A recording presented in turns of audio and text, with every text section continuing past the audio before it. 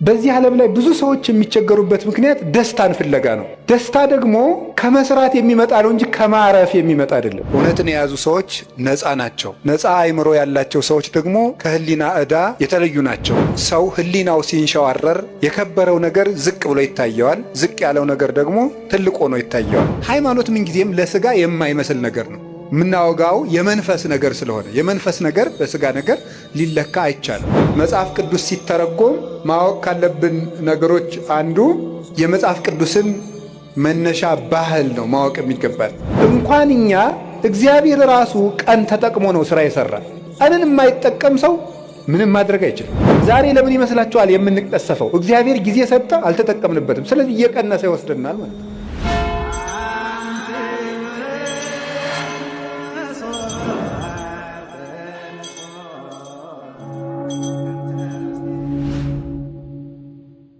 በስመ አብ ወወልድ ወመንፈስ ቅዱስ አሐዱ አምላክ። እንደ እግዚአብሔር ፈቃድ የምንማማርበት ርዕሳችን ጊዜ ለምን በሚል ርዕስ ነው የምንማማረው። እንግዲህ ኦርቶዶክሳዊነት ወይም ኦርቶዶክሳዊ ሰው አንድ የቤተ ክርስቲያን አባት ሲናገር በትክክል የሚኖሩ ሰዎችን ካያችሁ እነርሱ ክርስቲያኖች ናቸው ብሎ ይናገራል። ክርስቲያኖች እውነትን የሚያምኑ ናቸው። እውነት ነፃ ያወጣል። ስለዚህ ነፃ ፍጡሮች ናቸው። ነፃነትም ከእውነት ነው፣ እውነትም ነፃነት ነው። እውነትን የያዙ ሰዎች ነፃ ናቸው። ነፃ አእምሮ ያላቸው ሰዎች ደግሞ ከህሊና ዕዳ ሸክም የተለዩ ናቸው። እነሱ በትክክል ራሳቸውንም ዓለምንም መምራት መኖር ይችላሉ እና ክርስቲያንነት ማለት በትክክል መኖር ነው። ክርስቲያንነት በትክክል መኖር ከሆነ ስለ እያንዳንዱ ነገር እንዴት እንደምናደርገው ማወቅ አለብን። ክርስቲያኖች አንድ ነገር እጃቸው ሲገባ ምን ሊያደርጉት እንደሚገባ የሚያውቁ ናቸው። ለምሳሌ ሕፃናት አንድ ነገር እጃቸው ላይ ቢገባ ምን እንደሚያደርጉት አያውቁም። በብዙ ልፋት የተገኘ ተቆፍሮ የተገኘ ወርቅ ወይም ዕንቁ ወስዳችሁ እጃቸው ላይ ብታስቀምጡ ወይ ይጫወቱበታል፣ ወይ ይወረውሩታል፣ ወይም ደግሞ ጭቃ ውስጥ ሊጥሉት ይችላሉ። ስለዚህ እንደዚያ እንዳይሆን የበሰለ ሰው ምልክቱ እጁ ላይ ያለውን ነገር ምን እንደሚያደርገው ማወቅ ነው። የተናቀውን አያከብርም፣ የከበረውንም አይንቅም ማለት ነው። መልካሙን ክፉ አይልም፣ ክፉውን መልካም አይልም። ነቢዩ ኢሳይያስ እንደነገረን መልካሙን ክፉ፣ ክፉውን መልካም ለሚሉ ሰዎች ወዮላቸው ይላል። መልካሙን ክፉ፣ ክፉውን መልካም ለሚሉ ወይም የተዋረደውን የሚያከብሩ የተከበረውን የሚያዋርዱ። ያው ሰው ህሊናው ሲንሸዋረር አጥርቶ ማየት ሳይቻለው ሲቀር የከበረው ነገር ዝቅ ብሎ ይታየዋል፣ ዝቅ ያለው ነገር ደግሞ ትልቅ ሆኖ ይታየዋል። ስለዚህ የታነቀውን እያደነቀ ድንቅ የሆነውን ደግሞ እየናቀ ከሱም እየራቀ ይቀጥላል እና ክርስቲያኖች ለሁሉም ነገር ቁመናም እውነትም ምልከታም ሊኖረን ይገባል። አንዱ ልናውቀው ስትኖሩ ሰውነት ለኔ ምንድን ነው ማለት አለብን። ዓለም ለኔ ምንድን ናት? ለምሳሌ ለሌሎች ሰዎች ዓለም መጨረሻቸው ናት። ዓለም መጨረሻዬ ነው ብሎ ያሰበ ሰው ሁሉንም ነገር በዚህ ዓለም ኑሬ ልፍጀው የሰማዩን ማናየ ይላል። ዓለም ለኛ መሻገሪያችን ናት ብሎ ያሰበ ሰው ደግሞ ዓለምን ተጠቅሞባት ይሄዳል። ገንዘብ ለኔ ምንድን ነው ማለት አለብን። ሰው ለኔ ምንድን ነው? መቼስ ሰው እንስሳ ነው ብሎ ያሰበ ሰው ለሰው ክብር ይኖረዋል ብለን ማሰብ አንችልም። እንደዚህ ያለ ሰው ደግሞ ሰው እንስሳ ነው ብሎ መነሻ ያደረገ ሰው የሰው መወለድም አይደንቀውም፣ መሞትም አይደንቀውም። ሞተ ሲባልም እንደ ቀላል ነገር ዕቃ እንደተሰበረ ያልፈዋል ማለት ነው እና ነገሮችን የምንወድቅባቸውም የምንሻገርባቸው ምክንያት ለነገሮቹ ካለን አተያይ የሚመነጭ ነው እና ትምህርት የሚያስፈልገው ኦርቶዶክሳዊ እይታ እንዲኖረን ነው። የጠራ አይን እንዲኖረን ነው። ዛሬ በዚህ ቦታ እንድንማማር የፈለግኩት ጊዜ ለኦርቶዶክሳውያን ምንድን ነው የሚለውን ነው። ለኦርቶዶክሳውያን ለእኛ ለክርስቲያኖች ጊዜ ምንድን ነው? ጊዜ እንዴት ነው? እግዚአብሔር በምድር ላይ ከሰጠን በጣም ትልቁ ስጦታ ጊዜ ነው። እግዚአብሔር የሰጠን ማንም ሊሰጠን የማይችለው እግዚአብሔር የሰጠን እድል ጊዜ ነው። እንደው ይገርማችኋል፣ ግን ሰው ይሄንን ትኩረት ሰጥቶት አያውቅም። ሀብት የማይመስሉ ብዙ ነገሮች አሉ የማናስተውላቸው። ለምሳሌ እንደው የገጠሩ ሰውም ይተርታል። ጤና ሀብት አይመስልም ይላል፣ ውሃ ገንዘብ አይመስልም ይላል። የጤና ሀብትነት ለሰው አይረዳውም። ብዙ ጊዜ የውሃ ሀብትነት አይረዳውም። የአየር የኦክስጅን ሀብትነት አንረዳውም። ኦክስጅንን ሰዎች የሚያዙበት ቢሆን ኑሮ ለስንት ቀን መቆየት እንደምትችሉ አስባችኋል? ኦክስጅን በሆኑ ሰዎች እጅ ቢሆን ኖሮ ሁላችን ገለውን አናድርም ብላችሁ ነው? እነዚያ ሰዎች እነገሌ ናቸው እንዳትሉ ወስዳችሁ አታነካኩኝ ነው ያልኩኝ። በሰዎች እጅ ቢሆን ኖሮ ነው ያልኩት። በሰው እጅ ቢሆን ኖሮ አየር ስንት ቀን ነው የምንሰነብተው? ዛሬን ራሱ ማደር እንችላለን? አንችልም። የውጩን ይቅርና በዚህ ያለውን በህዋ ላይ የተለቀቀውን ኦክስጅን ይቅርና ያንተን አየር እንዳታስወጣ ብንባልስ? አይቻልም ብንባል እናድራለን? የራሳችን አየር እንዳይወጣ ብንከለከል መኖር እንችላለን? አንችልም። የአካል ክፍሎቻችንን ስጦታነት አስተውለን አናውቅም። እግዚአብሔር የሰጠንን ነገር ሰዎች ሊያደርጉልን የማይችሉ እንዲሁ እግዚአብሔር ምን አደረገልኝ እንላለን እንጂ እግዚአብሔር አንድ ቀን ጣፊያን ራሱ ስራ እንድታቆም ቢያደርጋት መኖር እንችላለን? እንችላለን? በሰውነታችን ያለውን የጨው መጠን ማን ሊያጣራው ይችላል? ስለዚህ እንሞታለን ማለት ነው። ፊኛ ስራ ብታቆም መኖር ይቻላል? ይቻላል? እስኪ ንገሩኝ። ሌላ የባሰ ነገር ሰው የሚጸዳዳበት የአካል ክፍል ቢዘጋ መኖር ትችላላችሁ? ይቻላል? አይቻልም። እግዚአብሔር የሰጠን የአካል ስጦታ ማንኛውም ሰው የከበረ ሰው እንኳን ከብሮ የሚውለው እኮ መጸዳዳት ስለቻለ የከበረ ሰው እንኳን ቢሆን እና እግዚአብሔር እንዴት አድርጎ ስጦታ እንደሰጠን ማስተዋል አለብን። በጣም እያባከን ነው ያለው ነገር አካላችን፣ አይምሯችን። እሱም በሌላ ጊዜ ትማሩታላችሁ። እንዴት አድርገን እግዚአብሔር የሰጠንን አካል እያባከን ነው እንደሆነ ትማሩታላችሁ። እኔ ግን ዛሬ መናገር የፈለግኩት ስለ ጊዜ ነው። እግዚአብሔር ጊዜ ሰጥቶናል። ጊዜ በእግዚአብሔር ዘንድ ምንድን ነው? ጊዜ ፍጡር ነው፣ እንደምታውቁት መለኪያ ነው። እግዚአብሔር ያለ ጊዜ ነው የኖረው። ዘመን ሳይፈጠር እግዚአብሔር ነበረ። ጊዜ ፍጡር ነው። በቤተ ክርስቲያን አስተምሮ የመጀመሪያ ሰዓት ትባላለች። ቁጥር የተጀመረው መጋቢት 29 ቀን ነው። መጋቢት 29 እና መጋቢት 30 ሚያዝያ 1 በሊቃውንት አነጋገር ዕለተ ጠቢባን ይባላሉ። ጠቢባን ሥላሴ አንድ ሳይሉ 29 ብለው ስለጀመሩ ነው። እንዲህ ያለው ነገር ለማያምን ሰው አይረዳም። ቅዱስ ጳውሎስ አንደኛ ቆሮንቶስ ምዕራፍ 2 ላይ ሲናገር መንፈሳዊ ነገር ለሥጋዊ ሰው ሞኝነት ይመስለዋል ይላል። በሥጋዊ ዓይን አይመረመርምና መንፈሳዊ ሰው ግን ሁሉን ይመረምራል፣ እርሱም ግን የሚመረምረው የለም ይላል። እና ሥጋዊ ነገር ያለው ሰው አንድ ሳይባል 29 የማይመስል ነገር ነው ይላል። ሃይማኖት ምንጊዜም ለሥጋ የማይመስል ነገር ነው። የምናወጋው የመንፈስ ነገር ስለሆነ የመንፈስ ነገር በሥጋ ነገር ሊለካ አይቻልም። መቼስ አሁን ነፋስን በሜትር አንለካውም። ለሁሉም ነገር መለኪያ አለው። ውሃን በኪሎ ሜትር አንለካውም። የራሱ መለኪያ አለው። ለራሱ ነገር ለሁሉም ነገር መለኪያ አለው። ከፍታም መለኪያ አለው፣ ዝቅታም መለኪያ አለው፣ ረቂቅ ነገር መለኪያ አለው፣ ፈሳሽ ነገር መለኪያ አለው፣ ጠጣርም መለኪያ አለው። እንዲሁ መንፈሳዊ ነገርም የራሱ መለኪያ አለው። ውሃውን በሜትር ጤፉን ደግሞ በሊትር መቼስ ልለካው አይባልም። መለኪያ አለው። የነፍስም ነገር የራሱ መለኪያ የራሱ ዩኒት ስታንዳርድ አለው።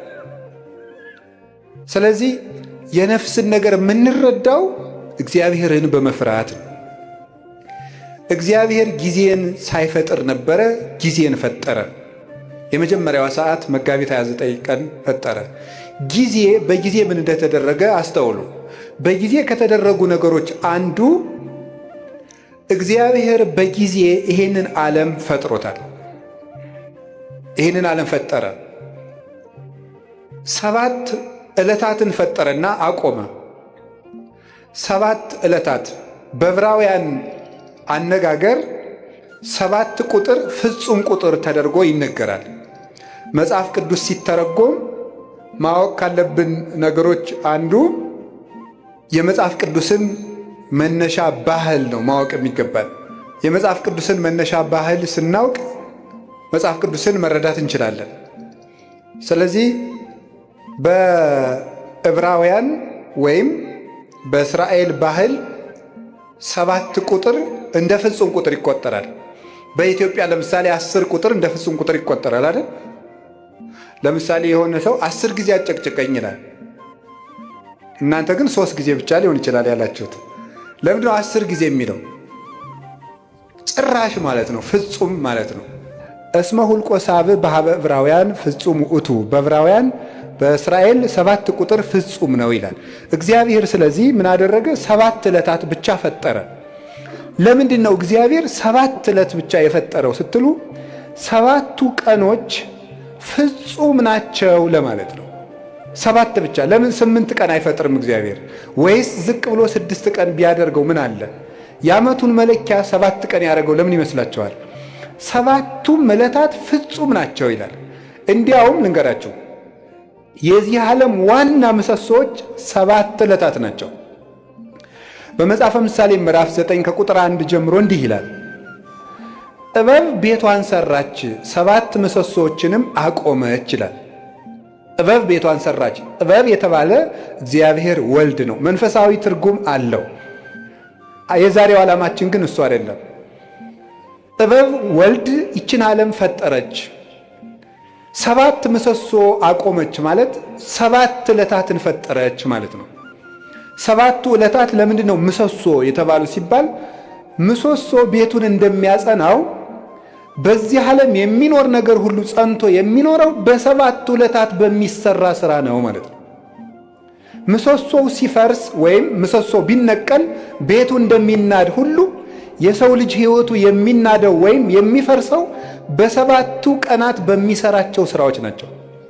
7 ቀን የምንሰራው ሥራ ወይ ሕይወታችንን ያፈርሳል ወይ ሕይወታችንን ይሰራል። ምሰሶዎቹ በትክክል የቆሙለት ቤት እንደማይፈርሰው 7ቱን ዕለታት እንዴት መጠቀም እንደሚችል የሚያውቅ ሰው የጸና ቤት ይኖረዋል። የልብ ቤት፣ የአይምሮ ቤት፣ የሥጋ ቤት፣ የነፍስ ቤት ይኖረዋል ማለት ነው። ስለዚህ ዕለታትን ከመጠቀም እንኳን እኛ እግዚአብሔር ራሱ ቀን ተጠቅሞ ነው ሥራ የሠራ። ቀንን የማይጠቀም ሰው ምንም ማድረግ አይችልም። እግዚአብሔር 6 ቀን ነው ይህን ዓለም የፈጠረው። አይገርማችሁ? በ6 ቀን ዓለምን ፈጠረ። ምን ማለቱ ይመስላችኋል? ኋላ ያን 6 ቀን ደግሞ ለእኛ ሰጠን። የሰጠኋችሁ 6 ቀን እኔ ዓለምን የፈጠርኩበት ነው። እናንተ የምትቀልዱበት እሁድ 4 ባህሪያት የተፈጠሩበት ነው። መሬት፣ ውሃ፣ ነፋስ፣ እሳት 4 ባህሪያት፣ 7 መላእክት፣ 7 ሰማያት፣ መላእክት፣ ብርሃን፣ 8 ፍጥረታትን ያከናወንኩበት ቀን ነው። እናንተ የምትቀልዱበት ሰኞ ይሄን የምታዩትን ጠፈር የዘረጋውበት ቀን ነው። እናንተ የምትቀልዱበት ማክሰኞ በምድር ላይ ያሉ እጽዋትን ሁሉ የፈጠርኩበት ቀን ነው። እናንተ እንደዋዛ የምትገፉት ረቡዕ በዚህ ዓለም የሚያሸበርቁ ፀሐይ፣ ጨረቃ፣ ከዋክብትን ያበራሁበት ቀን ነው። እናንተ በስንፍና የምትሸኙት ሐሙስ በባሕር ውስጥ ያሉ አዞ፣ ጉማሬ፣ ሌሎችን አሳ አንበሪዎችን በክንፍ የሚበሩትን በእግራቸው የሚሽከረከሩትን በክንፋቸው የሚበሩትን ሁሉ ያስገኘውበት ቀን ነው። እናንተ በዋዛ በፈዛዛ የምታሳልፉት ዓርብ በአርአያዬ በአምሳሌ ሰውን የፈጠርኩበት ቀን ነው ማለቱ ነበረ። ሰኞ፣ ማክሰኞ፣ ረቡዕ እንደዋዛ ሲያልፉ እነዚህ ትዝ ብሏቸው ቃል እነዚህ ሁሉ ዓለማት 20 ዓለም ነው ያለው። አሁን እኛ ከ20 ዓለማት የምንኖረው በአንዷ በዳረጎቷ በጫፏ በዚች ምድር ነው። እግዚአብሔር የፈጠረው 20 ዓለም ነው። ከ20ኛው በዚች ዓለም የምናየው ነገር ሁሉ እንኳን ተመርምሮ አይዘለቅም። ሕሊና ራሱ ይደክማል ቢያስብ። እንኳንስ ሌላውን ያንን ሰው ተፈጥሮ እንኳን ብታዩት ሊገባና አይችልም። እንደዚህ ያሉ ድንቅ ነገሮች የተደረጉት በ6 ቀን ነው። የጊዜን ጥቅም አያችሁት? በ7ኛው ቀን እግዚአብሔር አረፈ። ምን ማለት ይመስላችኋል? እግዚአብሔር 6 ቀን ሰራና አረፈ። ስራችሁ ብዙ ይሁን እረፍታችሁ ጥቂት ይሁን ማለቱ ነበረ። በቁሙ ነው። ወርቅ አለው፣ መንፈሳዊ ትርጉም አለው። ስራችሁ ብዙ ይሁን እረፍታችሁ ግን ጥቂት ይሁን። ይኸውላችሁ በዚህ ዓለም ላይ ብዙ ሰዎች የሚቸገሩበት ምክንያት ደስታን ፍለጋ ነው። ደስታ ደግሞ ከመስራት የሚመጣ ነው እንጂ ከማረፍ የሚመጣ አይደለም። ሐዘን ከየት ይወለዳል ካላችሁኝ ከረፍት ብዛት ነው። የኃጢአት ምንጮች የሚባሉት መብል፣ መጠጥ፣ የረፍት ብዛት፣ እንቅልፍ ናቸው። ስለዚህ ረፍት የሚያበዙ ሰዎች ምንጊዜም ሕይወታቸው ሐዘንተኛ ነው። የእንቅልፍ ብዛት የተቦጫጨቀ ልብስ ያስለብሳል ይላል ሰሎሞን። ድሃ ያደርግሃል ማለት ነው ብዙ የምትተኛ ከሆነ።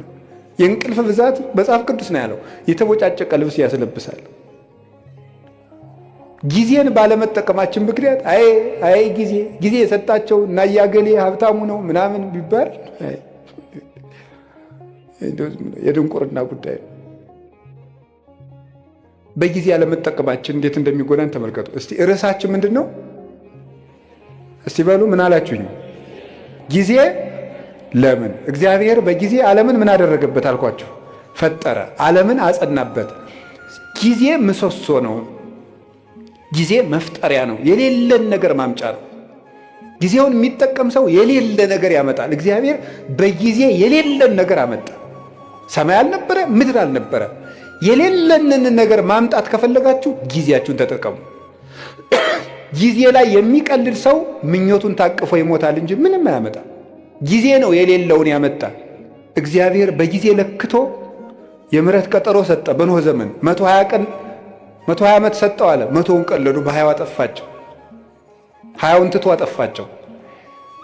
በኖህ ዘመን የነበሩ ሰዎችን 120 ሰጣቸው። 20ው ሲቀር ንስሐ እንገባለን ሲሉ 100 ሳያልቅ ጨረሳቸው። ጊዜን ካልተጠቀምክበት ብሰጥህም አትጠቀምበት ብሎ ወሰዳቸው። ዛሬ ለምን ይመስላችኋል የምንቀሰፈው? እግዚአብሔር ጊዜ ሰጠ፣ አልተጠቀምንበትም። ስለዚህ እየቀነሰ ይወስደናል ማለት ነው። በሰጠን ጊዜ ካልተጠቀም ከእድሜያችን ቀንሶ ያነሳናል። እማያፈራለትን ዛፍ በጓሮው የሚንከባከብ ገበሬ ጅል ማን አለ? የባስ በጠፈጠፉ እየተንጠፈጠፈ ሌሎችን አዝመራዎች እንዲያጠፋቸው ነው። ይልቁን በጊዜ መቁረጥ ነው። ስለዚህ እግዚአብሔር ይቆርጣል። የማያፈራውን ፍሬ የማያፈራውን ዛፍ ከሱ ይቆርጡታል ብሎ ነግሮናል። በሳት ያቃጥሉታል። ምን ፍሬ የማያፈራውን ቅርንጫፍ። እኔ የወይን ሐረግ ነኝ፣ እናንተ ደግሞ ቅርንጫፎች ናችሁ። በእኔ ኑሩ፣ እኔም በእናንተ እኖራለሁ። ፍሬ አፍሩ፣ ካላፈራችሁ ትቆርጣላችሁ አለ።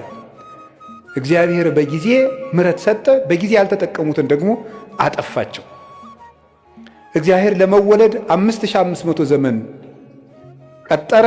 5500 ዘመን ሲፈጸም ተወለደበት። የዘመን ፍጻሜ በደረሰ ጊዜ እግዚአብሔር ተቀዳሚ ተከታይ የሌለ ልጁን ውረድ፣ ተወለድ፣ ሙት፣ ተሰቀል ብሎ ለኩነተ ሥጋ ወደዚህ ዓለም ላከው። ንዕድ ክብርት ከምትሆን ከመቤታችንም ተወለደ ይላል። ጊዜው በደረሰ ጊዜ በጊዜ አስተማረ። 3 ዓመት ከ3 ወር በጊዜ ምስጢሩን ገለጠ። በደብረ ታቦር እንኳን ብርሃን ከገለጠላቸው በኋላ እንዳትናገሩ እስከ ዓመት ይትፌጸም በጊዜው፣ ጊዜው እስኪደርስ ድረስ በትንሣኤ ልቡናችሁ ቀንቶላችሁ ምስጢር ተከናውኖላችሁ በሀብተ መንፈስ ቅዱስ ተሰርታችሁ እስክትናገሩት ድረስ ቆዩ አላቸው። በጊዜ የሚነገር አለ፣ በጊዜ የማይነገር አለ። ወቤ ብዙ ነገር ዛነ ነግረክሙ፣ የምነግራችሁ ብዙ ነገር ነበረኝ። ወባይቱ ኢትክሉ ይእዜ ጸዊሮቶ፣ ነገር ግን ዛሬ ልትሸከሙት አትችሉም፣ በጊዜው ነግራችኋለሁ አለ። በጊዜ የሚነገር አለ። በነገራችሁ ላይ ጥበበኛ ሰው ማለት የት መናገር እንዳለበት የሚያውቅ፣ መቼ መናገር እንዳለበት የሚያውቅ፣ በማይናገርበት ጊዜ ዝም የሚል፣ በሚናገርበት ጊዜ ደግሞ ዝም የማይል፣ ጊዜ ቦታ አይቶ የሚናገር ሰው ነው ጠቢብ የሚባለው።